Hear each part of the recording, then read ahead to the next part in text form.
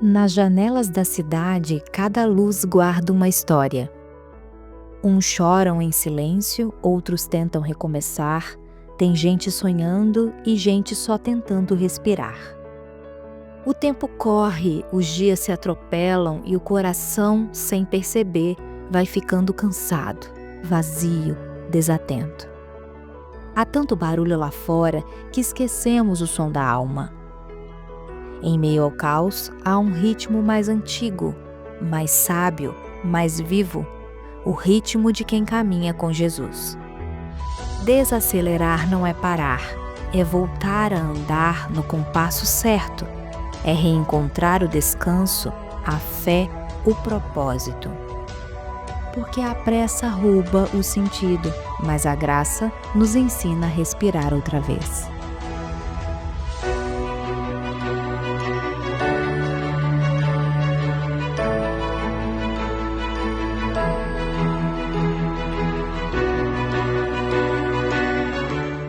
Desacelere é a série que a gente está estudando nessas últimas semanas. Vamos abrir a escritura, Lucas 22, 39. Lucas 22, verso 39. Desacelere. A vida no ritmo dos discípulos de Jesus. Essa série nasceu de 3 P's. Lembram do Eugene Peterson? Primeiro P, pessoas. Segundo P, problemas. Terceiro P, palavra. Pessoas reais têm problemas reais. Pessoas reais têm problemas reais. E como nós respondemos às pessoas segundo os seus problemas reais? Com a palavra. Essa é a nossa dinâmica. E essa série nasce em novembro de 2025, quando 101% de vocês chega no final do ano com um problema. A gente está tão cansado. Eu estava dando aula de escola bíblica agora mesmo, e aí eu estava falando com o pessoal, me fugiu uma palavra, e aí eu falei, gente, fiquem tranquilos, é novembro, depois do carnaval ela volta. Não adianta. Deu final do ano, a gente até esquece o que estava falando já. A gente chega cansado, não tem jeito. Chega no final do ano exauridos, exaustos. E aí, a nossa cultura, que é a cultura da produtividade, a nossa cultura, que é a cultura da performance, nossa cultura que é a cultura do vai lá, campeão, mais um pouquinho. Aí você vai na igreja e o cara fala para você assim, meu lindo, vai só mais um bocadinho.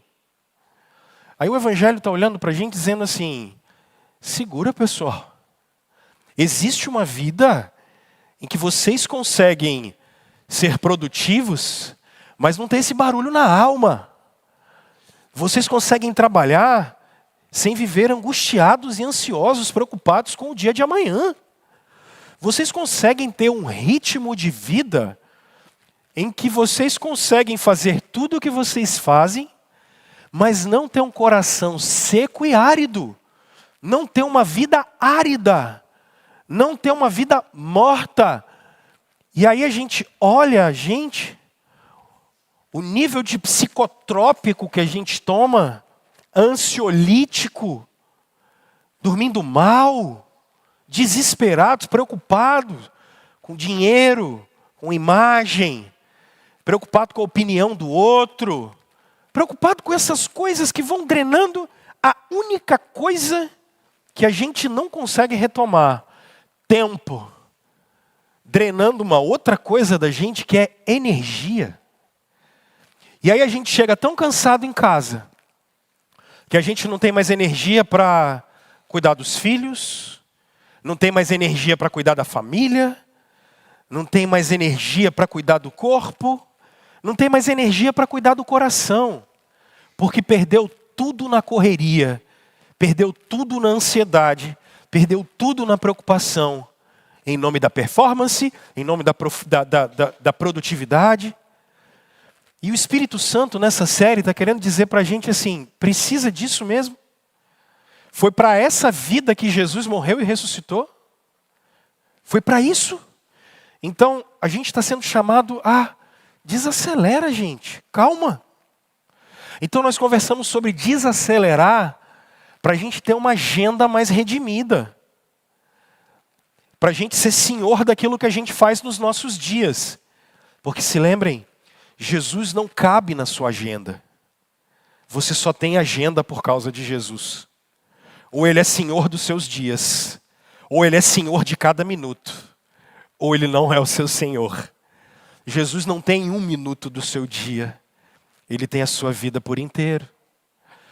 Nós conversamos sobre tempo, nós conversamos sobre N coisas aqui. E hoje eu queria que você desacelerasse para fazer uma coisa que a nossa geração não faz. Ter tempo com Deus. Ter uma vida devocional mais ativa. Ter uma vida com Deus mais ativa. E eu quero ir um pouquinho além. Porque você já sabe que você tem que ler a Bíblia. E sempre que dá dia 31, crente é curioso, dá dia 31 de dezembro, todo crente fala que vai ler a Bíblia toda. Até quando ele chega em Levítico. Aí ele pula. Em Números, ele já vai para o capítulo 15, porque ele não aguenta as genealogias. Eu não vou chover no molhado hoje, porque eu também não tenho muito tempo. Então, eu não vou falar, que você tem que ler a Bíblia, isso você já sabe. Eu quero trabalhar outras disciplinas espirituais que vão cuidar do coração da gente. Que você tem que ler a Bíblia, você já sabe. A gente aqui, durante a escola bíblica do ano todo e do ano que vem, nós estamos ensinando vocês a ler a Bíblia. A gente está trabalhando livro por livro, para vocês terem uma ideia. Então, essa não é a minha preocupação hoje. Que a gente é uma igreja bíblica, vocês já sabem. E que crente tem que ter conhecimento bíblico e manejar bem a palavra de Deus, vocês já sabem. Eu quero ir hoje para outras disciplinas espirituais que a gente não conversa muito. E para isso, para você desacelerar e ter tempo com Deus, eu estou trazendo Lucas, capítulo 22, versículo 39.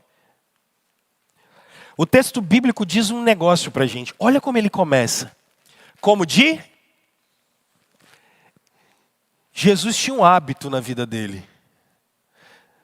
Jesus tinha um hábito. E qual era um hábito de Jesus? Jesus foi para o Monte das Oliveiras. E os seus discípulos o seguiram.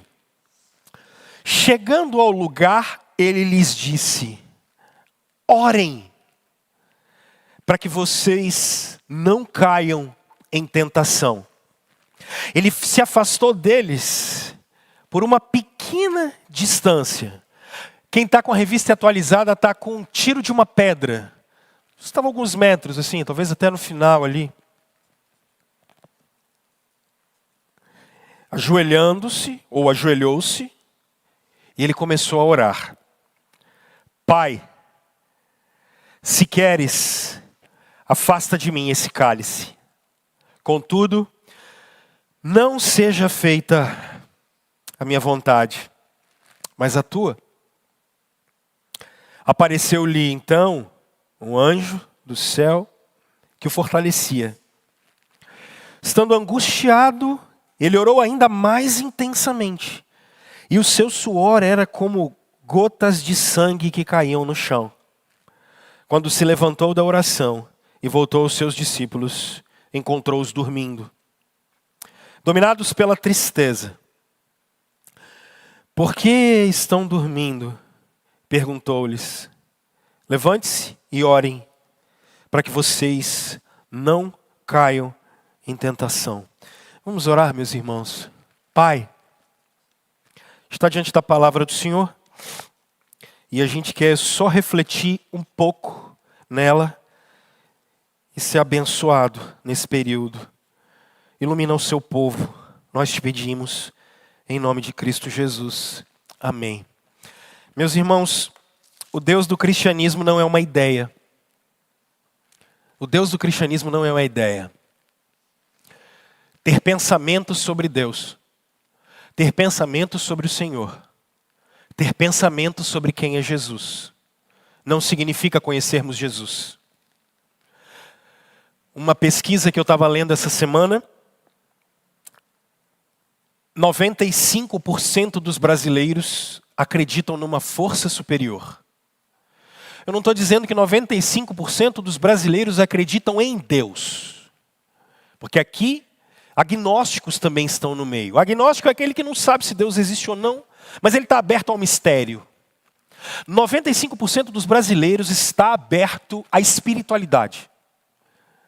Porque esses mesmos 95% desses brasileiros acreditam numa espécie de fatalismo. E que fatalismo é esse? 95% dos brasileiros acreditam que existe uma força superior que governa, controla e sustenta todas as coisas que existem. Existe um mistério que governa tudo.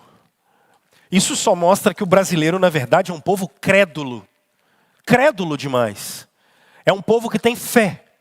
Não estou dizendo que o brasileiro tem fé articulada. Na maioria das vezes, a fé do brasileiro é tácita. Ela não é uma fé articulada. Ela é extremamente desorganizada. Até mesmo a fé de católicos e evangélicos é uma fé completamente desconexa. Não tem muita eira nem beira. É como Anselmo da Cantuária ensinou para a gente. Eu creio porque é um absurdo uma vida sem Deus. A maior parte dos brasileiros é assim. Mas aqueles que se relacionam e são discípulos de Jesus já entenderam que o Senhor não é uma ideia. Do mesmo jeito que Ele não é uma energia cósmica. O Senhor não é uma energia cósmica. Uma energia espalhada pelo mundo. Do mesmo jeito que nem tudo o que existe é Deus. O cristianismo veiculou a visão que nós conhecemos como trinitária. De que Deus é uma pessoa, ou melhor, é um ser que subsiste em 3 pessoas: Pai, Filho e Espírito Santo. E o objetivo do Deus que pregamos, vivemos e experienciamos é exatamente o que há de diferente em qualquer outra religião, porque nós acreditamos num Deus que está vivo. Porque quando Ele se encarna na segunda pessoa da Trindade, Ele ressuscita dos mortos.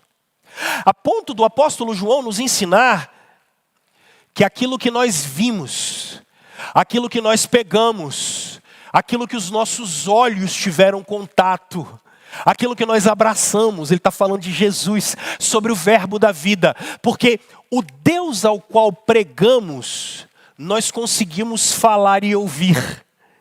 Nós experienciamos a vida com Ele. E Ele está vivo. Por isso, o Deus que se revela é o Deus que se manifesta no meio do seu povo. Isso é básico para nós. Para nós cristãos, especialmente reformados, o testemunho do Espírito Santo dentro da gente é algo que fala muito alto. Porque não é um freio moral que nós temos, como a teologia natural ou os contratualistas ensinaram para nós, ou até mesmo a psicanálise. Não é só um freio moral. Nós cristãos temos anteriormente a isso o testemunho de que Deus é real e que a obra da providência está na gente. Porque o que nós vimos e vivemos é obra do eterno. E eu estou começando assim, porque uma das coisas que o cristianismo leva mais a sério é o nosso relacionamento com o Senhor. Mas uma sociedade que corre demais é muito desatenta. Uma sociedade em que tudo que nós fazemos está a 1, 2, 3, 4 cliques. As lojas americanas, antes desse quebra que eles tiveram uns anos atrás, quando começou essa coisa de e-commerce, eles fizeram uma pesquisa que se você, por exemplo, desse mais de 4 cliques para fazer uma compra, a desistência era muito grande. E aí você entra em sites que vocês nunca entraram, tipo Shopee, tipo Shein, nunca chegou, né? Hoje, pelo amor de Deus, você está em casa quando você pensa que não, toca aquela danada daquela campainha. Aí você pensa, o que é? Shopee! Falo, meu Deus! Com 3 cliques vocês fazem uma compra. Porque a gente quer velocidade, a gente quer resultado rápido, a gente não quer processo. O século 21 não é o século dos processos. O século 21 é o século do fiz e aconteceu. Apertei, recebi. As nossas relações são muito rápidas. Qual é o problema? O problema é uma infantilização cada vez maior da gente. Prestem atenção. Você teve uma discussão com seu filho. Você teve uma discussão com seu pai. Você teve um problema conjugal. No passado, 50, 100 anos atrás, as pessoas, por exemplo, entendiam que relacionamentos eram construídos por processos. Nós nos relacionamos com cliques instantâneos. Número de divórcios cada vez maiores. Pessoas que não se falam cada vez mais, porque elas não querem passar pelo processo de reconstruir uma relação. Reconstruir uma relação não se faz como mandar uma mensagem de um WhatsApp. Curar um coração ferido demora mais tempo do que mandar um e-mail e ser respondido. Curar uma relação não é como passar um pedido de um cliente seu. Ou você faz ele hoje e chega amanhã. Mas a nossa instantaneidade. Vocês não matam mais galinha para comer no domingo, como a gente fazia 40 anos atrás. A gente compra ela pronta. Porque você já pediu o galeto que você vai comer meio-dia. Entende isso? E aí que vem o grande problema. Para essa geração com pressa, sem paciência, desatenta. Mas a gente pode ir mais. Essa é a geração mais barulhenta do planeta Terra. E quando eu estou falando barulhenta, eu não estou falando só de caixa JBL tocando trap e enchendo a paciência da gente. Por geração barulhenta, eu estou querendo dizer, das 13 horas por dia que você passa conectado na rede social. Seja ela Telegram, WhatsApp, Instagram, Kawaii, qualquer uma delas. Das 24 horas do seu dia, 13 são conectados. E 4 são em redes sociais mesmo. E aí você passa uma média de 4 horas do seu dia vendo vídeo. Num feriado prolongado como o nosso, se você clicar na sua plataforma de streaming preferida, você deve ter gastado 48 horas maratonando a sua série preferida. Seja ela de dorama, para as dorameiras de plantão, até os homens que gostam daquelas bombas explodindo, eu adoro essas. Aquelas bombas explodindo e pau e tal. Porque na sociedade de mercado, não ache que isso é... Os caras fazem série para homens de 40 anos. Aí eu que tenho 40 adoro. Mas eles também fazem série para senhoras de 50 e 70 anos. Porque no final é sobre como se prende a sua atenção. Por isso que nós somos a geração da dopamina. Então percebam, nós estamos numa geração acelerada, desatenta e barulhenta, infantilizada. Por quê? Porque não se submete a processos. Gente, eu sou da época que a gente tomava dipirona 250. Para esperar a dor de cabeça passar. A gente não tem nenhuma resiliência com dor mais. Você toma 1 grama com café, que é para a cafeína potencializar o efeito. Nós não temos resiliência para dor. Vocês para pensar nisso. O desafio de um pregador, e eu tenho sempre falado isso para vocês, é não sair falando obviedades aqui. O desafio de um pregador é ler nossa cultura e responder ela com a palavra de Deus. Irmãos, nós somos desatentos. Irmãos, nós somos apressados. Porque quando você desligou a televisão ontem para dormir, ou você desligou o celular para dormir, filho, até seu coração parar, até a sua cabeça parar, já era 3 horas da manhã. Eu sei que alguns de vocês parecem bicho preguiça. Por quê? E eu tenho uma emulação sobre isso, que inveja é pecado. Tem uns de vocês que a gente está conversando e dorme.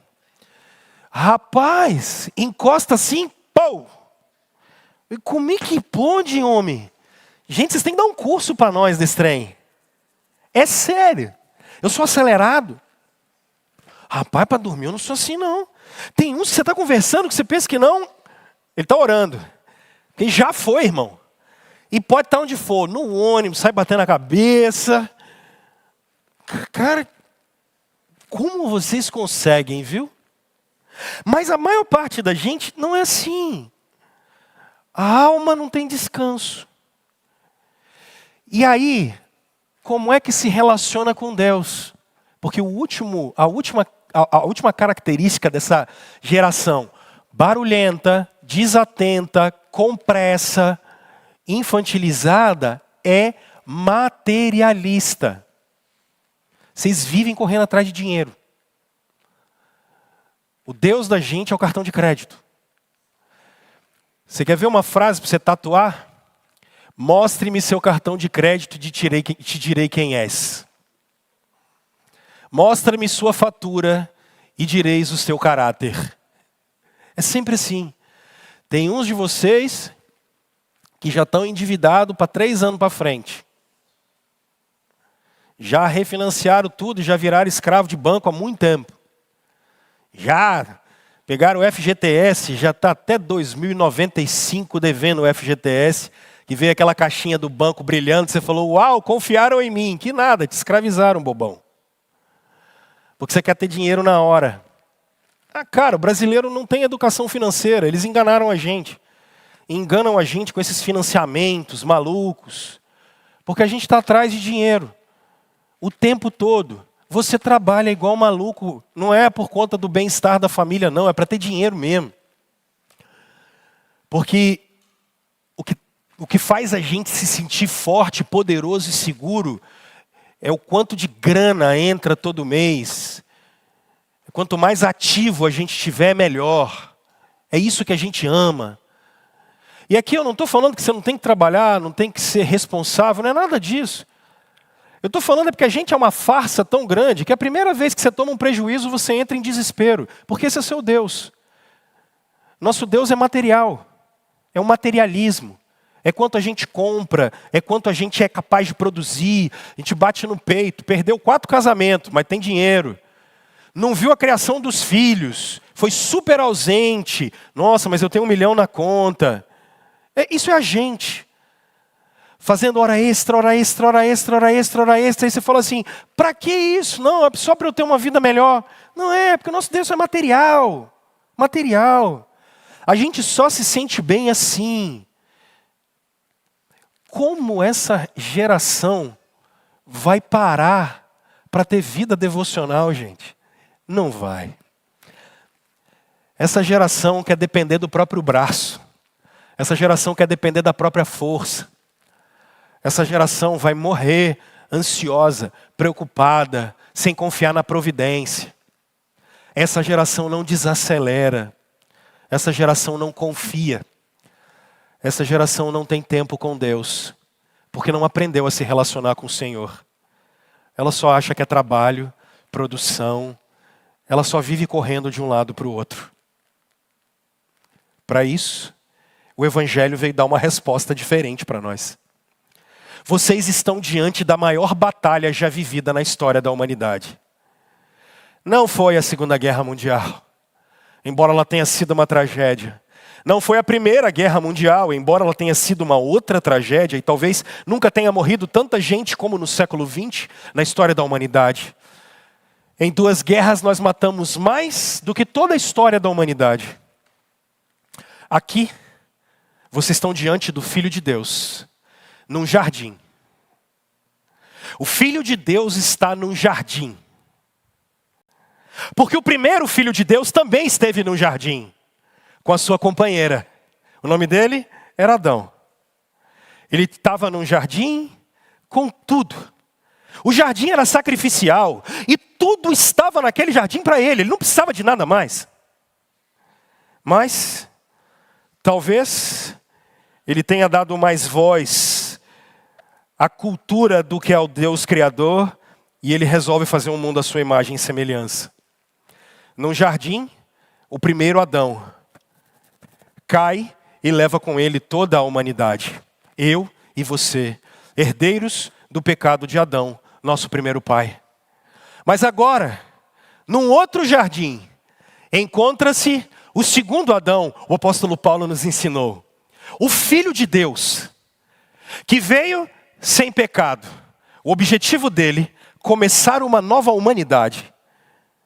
A obra de Jesus não é simplesmente ser um revolucionário, não é ser um exemplo moral, não é ser um grande líder, muito menos político.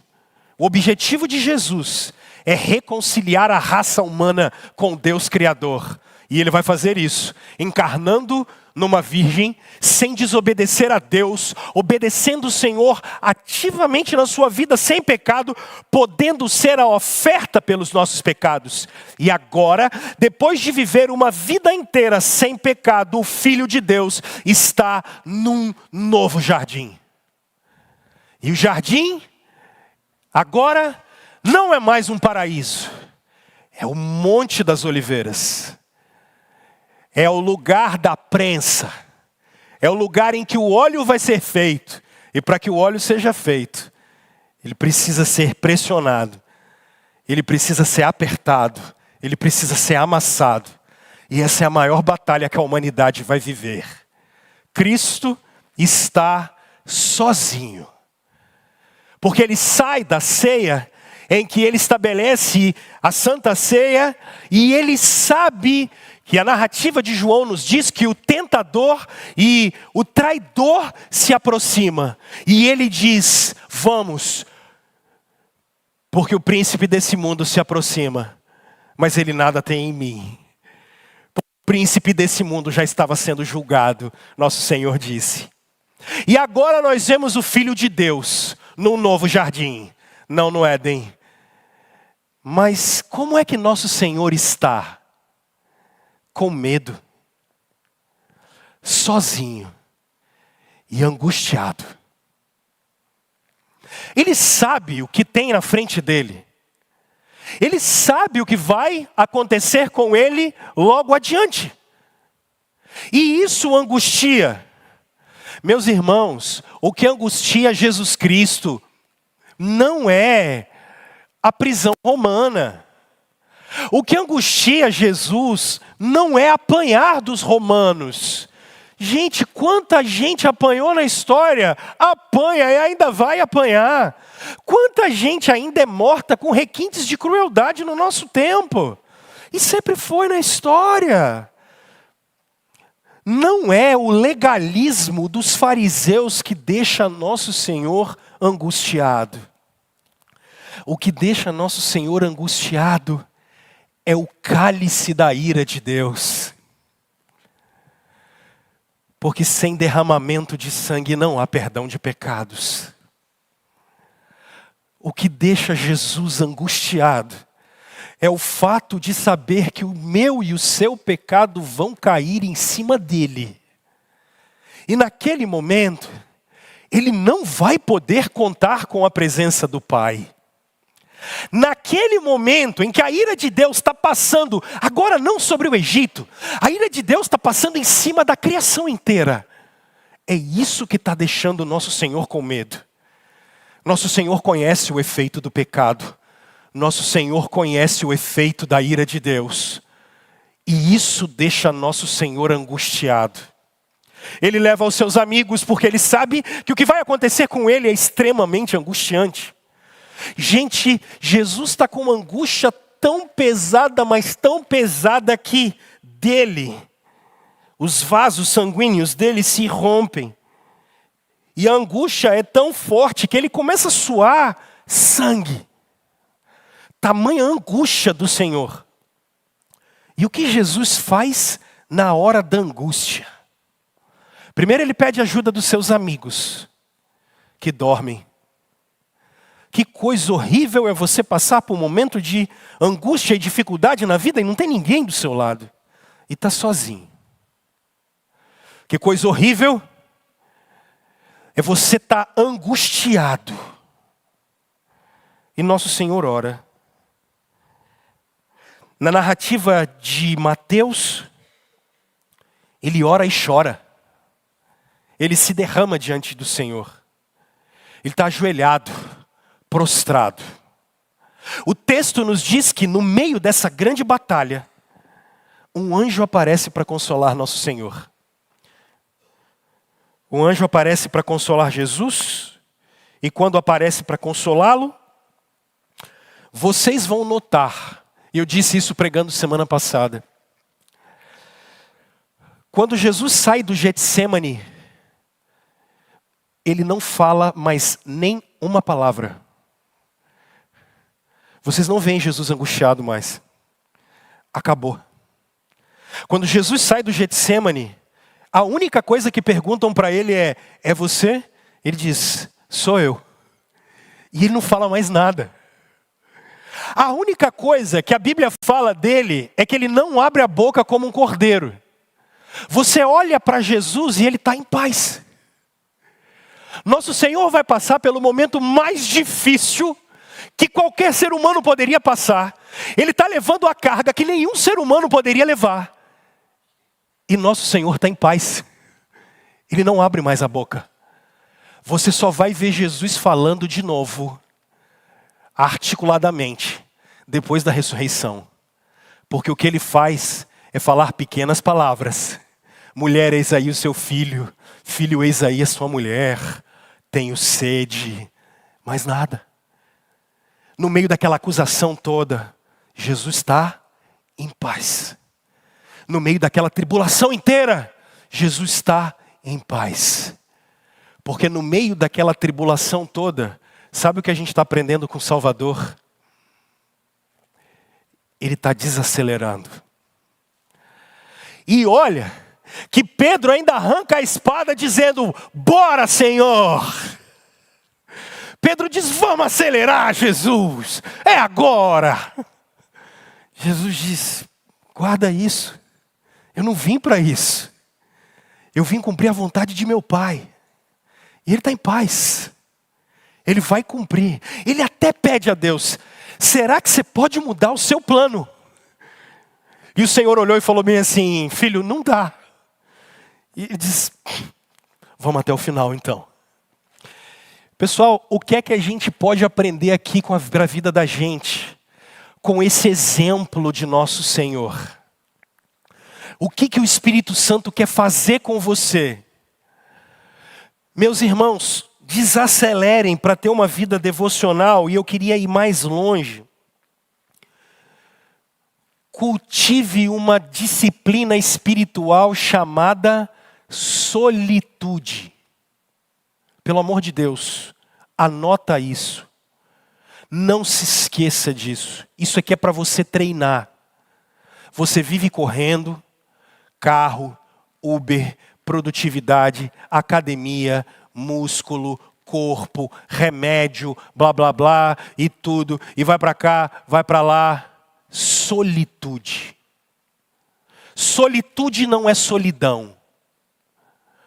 O texto começa dizendo que Jesus, como era de costume, depois de celebrar a Páscoa, o que ele faz? Ele vai ter um momento a sós com Deus. Solitude. Ele está só, em silêncio, num jardim, para ouvir a voz de Deus. ele tem perguntas para fazer. Ele tem perguntas para falar com o Pai. Ele quer fazer uma proposta para o Pai. Você pode passar de mim esse cálice? Numa festa em Jerusalém, ele não vai conseguir fazer isso. No aniversário de criança, nas bodas de Caná, ele não vai conseguir fazer isso. Ele não vai conseguir fazer isso no meio da multidão, ele tem que conversar com Deus. E para ele fazer isso, ele precisa de um hábito espiritual. Ele precisa ficar sozinho um pouco. E esse sozinho um pouco que ele precisa de um tempo de silêncio. Eu vou falar de silêncio daqui a pouco, mas eu estou trazendo os pais da igreja para falarem com a gente. Há um pai da igreja do 3º século chamado Evagrio Pôntico. Ele dizia uma coisa muito incrível. Se queres conhecer a Deus, aprende primeiro a permanecer com você mesmo. Você quer conhecer a Deus? Aprenda primeiro a ficar com você mesmo. Você consegue ficar sozinho um pouco? Você consegue mergulhar dentro do seu coração para ouvir a voz dele? Solitude não é solidão. Solitude é um momento para a gente parar, para ouvir a voz do nosso coração. Jesus precisa conversar com Deus. Para isso ele precisa de um tempo de solitude. Basílio de Cesareia dizia que a solidão não é fuga, mas é a oficina onde Deus molda o coração. Santo Antão dizia para a gente que retira-te um pouco dos homens e encontrarás aquele que te criou. Solitude, gente. Qual foi a última vez que você parou para ficar sozinho com Deus? Eu não estou falando para você ajoelhar, não estou falando disso não. Eu não estou falando de performance religiosa, não é disso que eu estou falando. Eu estou falando de um princípio espiritual. Parar para ouvir a voz de Deus. Parar para ouvir o que Deus tem para te falar. Sozinho, sem ninguém.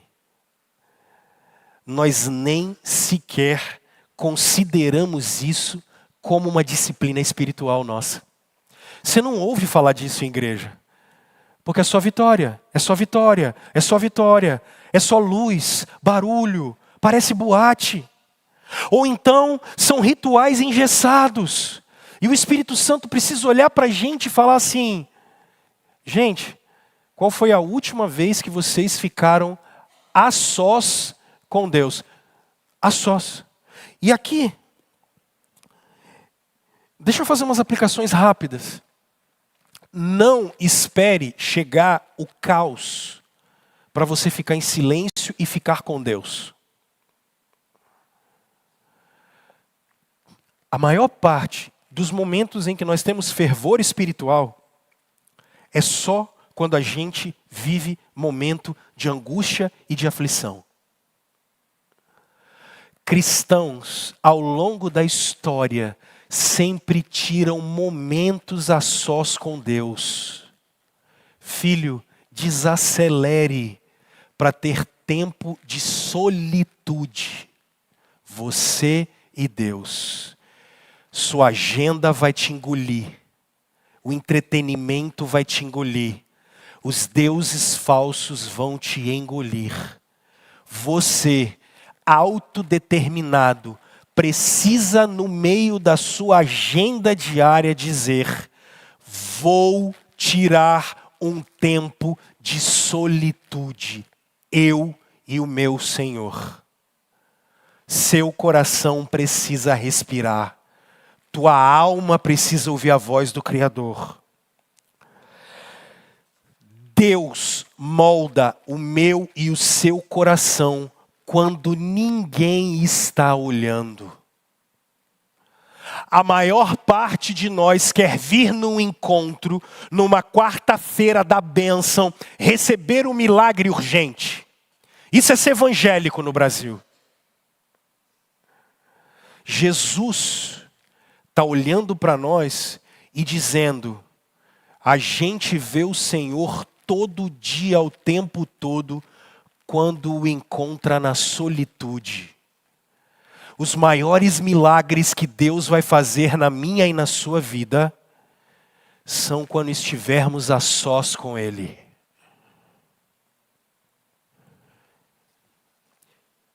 Se Jesus precisou de solitude, por que é que você acha que você não vai precisar? Agora para. Chega de dizer, eu não tenho tempo. É mentira. Você não tem prioridade. Vamos ser honestos. Você não tem prioridade. Se a nossa vida espiritual não é uma prioridade, tá tudo bem. Fale isso para Deus e seja honesto. E tudo bem. É você com Ele. A gente já passou dessa época que religião oprime gente. A gente já passou dessa época em que é ter medo de Deus.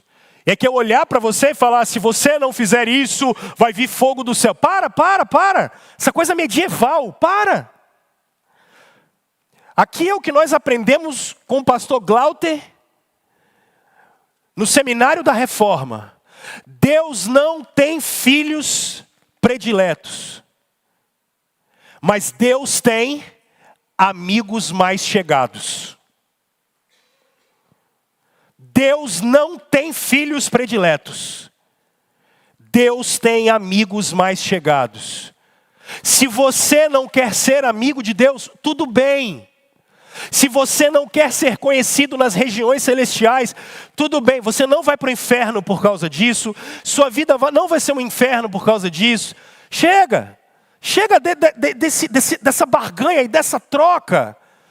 Sabe, essa pequenez espiritual. O evangelho de Jesus Cristo não é isso.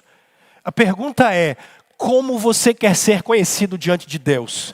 Deus tem amigos pelos quais Ele chama pelo nome. Solitude é para sermos amigos de Deus. Segunda, disciplina espiritual. Essa é pior. Silêncio. Silêncio. Tem um momento que Jesus está em silêncio. Sofre em silêncio.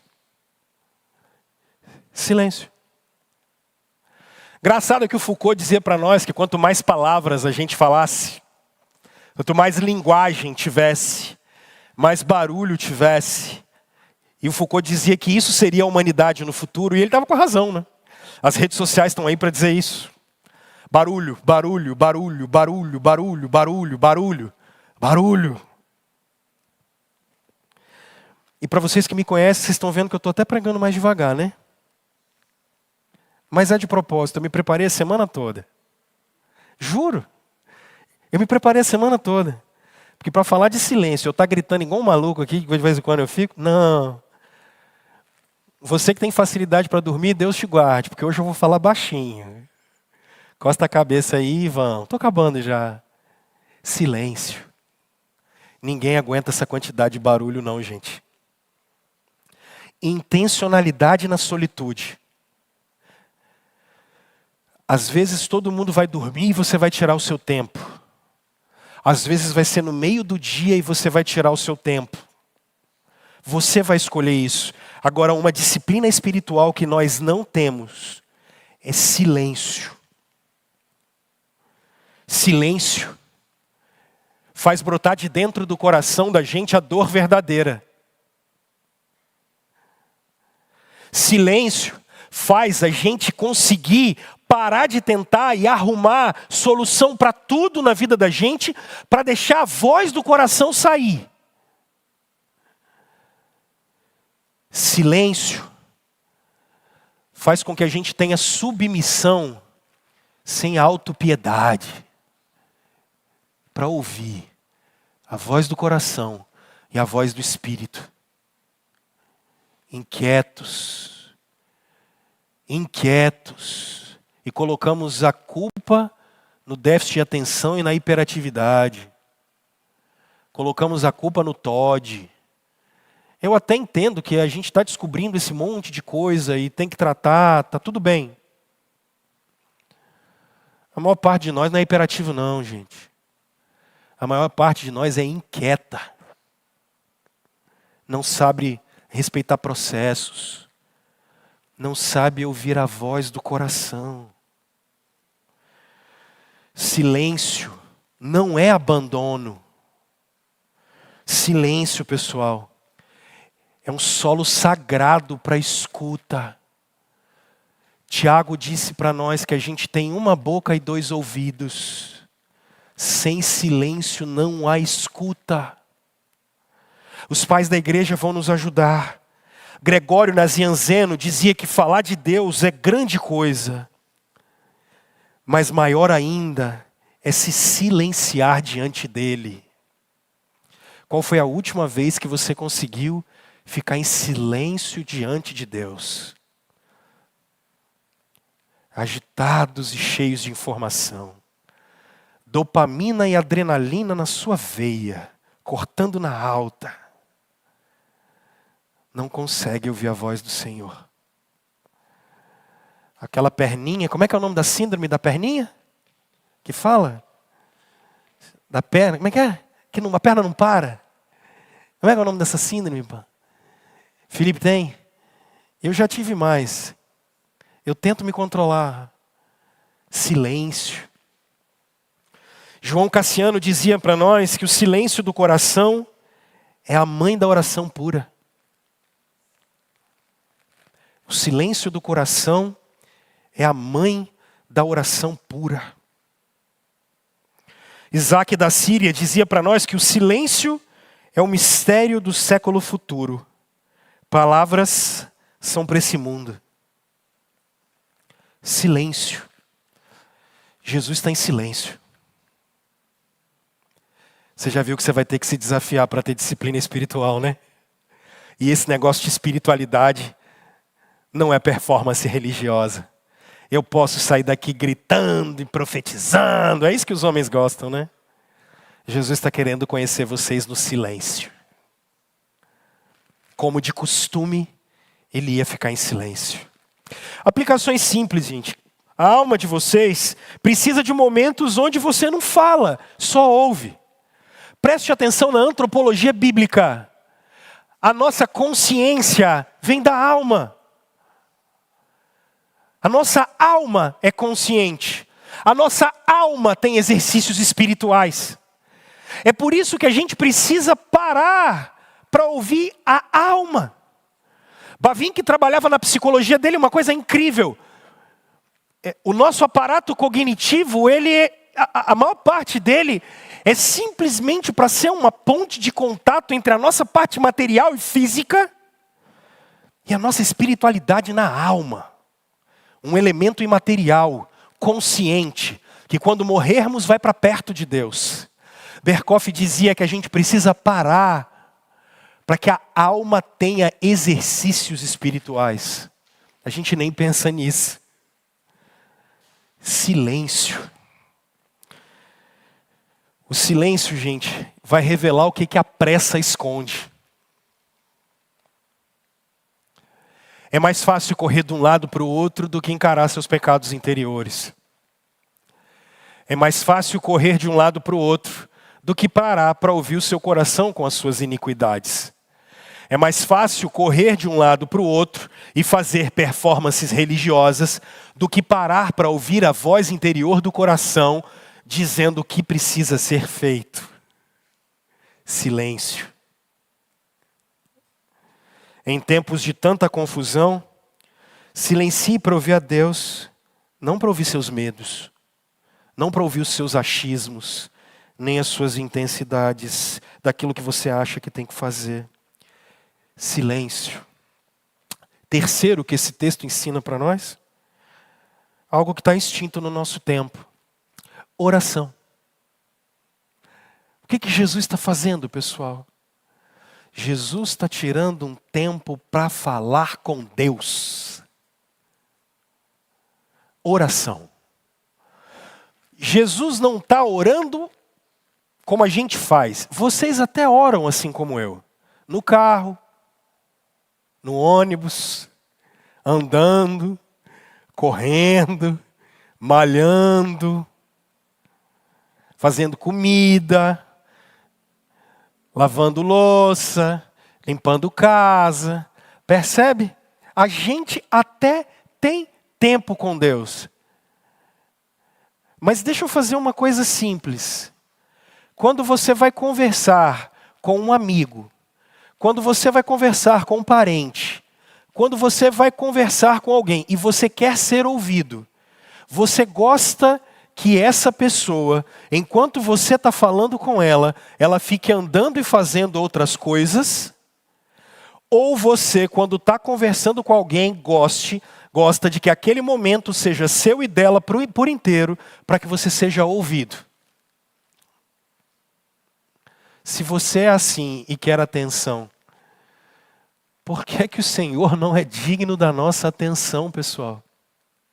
Não faz sentido. Deus não tem filhos preferidos. Deus tem amigos mais chegados. Orar é colocar diante de Deus a nossa vida. Eu não estou falando de 10 Pai Nossos. Eu não estou falando de um rosário. Eu estou falando de você chegar diante do seu Pai, sem medo. Mas pastor, eu tenho aprontado um tanto. Bacana, é o lugar de ir mesmo. É o lugar de chegar aberto. Pastor, mas eu abandonei o Senhor há tanto tempo. Tá tudo bem, Ele continua no mesmo lugar e o caminho continua aberto. Pastor, mas eu começo a falar, e quando eu começo a falar, parece que eu não estou sendo ouvido. Eu sei disso, é o seu termômetro espiritual. Você está morto, filho. Tem uma chama aí dentro que está apagada há muito tempo. Nós não conseguimos orar 5 minutos, irmãos. Nós não paramos para falar com Deus 1 minuto. Foi-se o tempo em que os cristãos gastavam 1, 2 horas em oração, sentados com o Pai, conversando com Ele sobre coisas e coisas e coisas da vida. Foi-se o tempo em que fazíamos isso. Porque nós conseguimos resolver os nossos problemas. E não é sobre resolver problema. É sobre querer a presença do Pai. É sobre provarmos o toque doce do Espírito Santo no nosso coração. A maior parte de nós nem viveu experiência com Deus porque não consegue gastar tempo com Ele. A maior parte de nós não consegue gastar tempo orando e conversando com o Senhor. Jesus, no momento da angústia, vai orar por 3 vezes e conversar com Deus. Ele vai vigiar. Tertuliano dizia que a oração é a única força que pode tocar o coração de Deus. João Crisóstomo dizia para nós que a oração é a raiz, a fonte e a mãe de incontáveis bênçãos de Deus. Santo Agostinho dizia que a oração é o encontro da sede de Deus com a nossa sede. Orígenes de Alexandria dizia que não é muito falar o que faz a oração, mas é o muito amar a Deus. Irmãos, o nosso amor foi embora há muito tempo pelo Senhor. Nós não queremos a presença dEle. O que o Senhor está falando para a nossa geração é: parem, desacelerem, fiquem a sós, fiquem em silêncio e busquem a face de Deus. Primeira aplicação, por favor, ora com sinceridade. Jesus está orando com lágrimas. Lágrimas. Segunda, a oração não sempre vai mudar a situação, mas ela sempre vai mudar nosso coração. Embora ao fatalismo do nosso tempo, deixa eu dizer uma coisa: oração do crente muda até mesmo a circunstância. A oração da gente está no decreto de Deus. Por isso Deus cura quando o crente ora. Deus alivia a cura. Deus alivia a alma quando o crente ora. Deus modifica casa, relacionamento quando o crente ora. Deus enche o coração de crente quando o crente busca a presença dele. Deus fala com a gente quando a gente busca a presença dele. E oração faz com que a gente se submeta à vontade de Deus. Que seja feita a sua vontade, mas não a minha. E eu termino olhando para esse texto e mostrando para vocês que solitude, silêncio e oração, o que trazem nesse texto? Olha o versículo 43, como ele é muito bom. Apareceu-lhe então um anjo do céu. E o que esse anjo do céu fez? Não é uma ideia, não é um livro, não é uma energia, é graça, poder, ministração da vida dos crentes. Deus não tirou o cálice, Deus não poupou a dor, Deus não deixou Jesus sozinho. No meio da dor, um anjo estava. Deus não poupou ele da dor, mas ele não ficou sozinho. Porque o consolo de Deus sempre vem na vida daqueles que têm disciplinas espirituais. Cipriano de Cartago dizia para nós que nenhuma dor é grande demais para aquele que sabe que Deus está próximo. Atanásio de Alexandria dizia para nós, de Antioquia dizia para nós que o que Deus exige ele também fortalece. João Crisóstomo vai dizer para a gente que quando a provação se torna pesada, a graça se torna mais presente. Santo Agostinho dizia que Deus não tira o peso, mas dá ombros mais fortes. Gregório Magno dizia que em cada lágrima fiel há um anjo invisível sustentando a nossa alma. Deus sempre vai enviar consolo para mim e para vocês. Nem sempre o anjo é visível, mas a paz sempre é presente. Porque Deus sempre manda pessoas e gente querida para a vida da gente. O Senhor nunca abandonou as nossas vidas nas madrugadas escuras da nossa alma. Eu concluo, irmãos, dizendo que o jardim que Jesus viveu é um jardim em que a nossa escola devocional está estabelecida. Porque a formação espiritual que nós temos é de solitude, quando vamos até Deus. Silêncio para ouvirmos a voz de Deus. Oração para nos submetermos a Deus. E consolo para sermos sustentados por Ele. Irmãos, desacelerem. Desacelerem. É só eu falar mais baixo e mais calmo para vocês ficarem entediados. É só eu falar mais devagar e prolongar um pouco mais o discurso para vocês ficarem cansados. Nem sempre foi assim. É porque a gente é acelerado. Ao final, olha o que Jesus disse para eles. Levantem-se e vamos. Quem aprende a estar com Deus no jardim, vai aprender a caminhar com o Senhor durante a vida toda. Jesus está te chamando hoje para caminhar com Ele no jardim. Cadê os meninos para virem aqui para a gente cantar a última canção e terminar? Jesus está te chamando para caminhar com Ele no jardim. Caminhando com Jesus no jardim. Andando com o Senhor no jardim.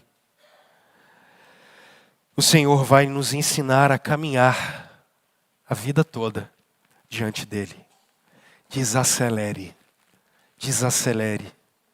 Para ter uma vida devocional mais firme, mais dedicada.